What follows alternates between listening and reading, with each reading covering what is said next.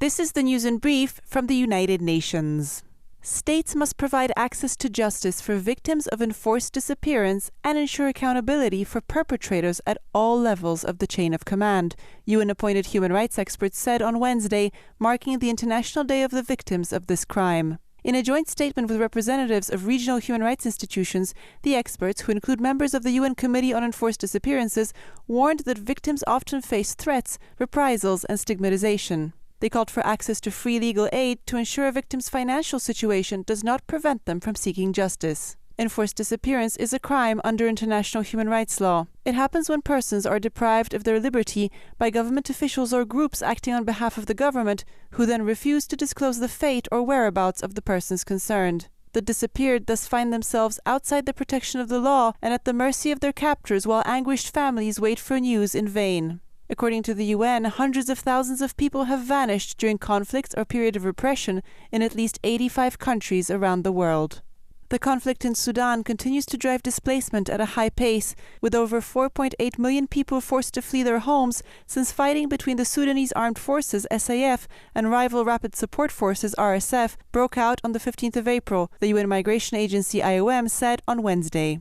Some 3.8 million people have been internally displaced, three-quarters of them coming from the Khartoum area, which remains the site of intensifying violence according to IOM's latest situation report. Over 1 million people have fled across Sudan's borders into neighboring countries, 41% of them to Chad, 26% to Egypt, and almost 23% to South Sudan. Ethiopia, the Central African Republic, and Libya were also recorded as host countries, IOM said. The UN agency noted that the situation in Sudan continued to remain tense, with fighting reported across various states. Humanitarian needs were surging while funding remained low. UN Humanitarian Chief Martin Griffiths announced on Tuesday an allocation of $20 million from the Central Emergency Response Fund, CERF, to assist the growing number of people in need in the country.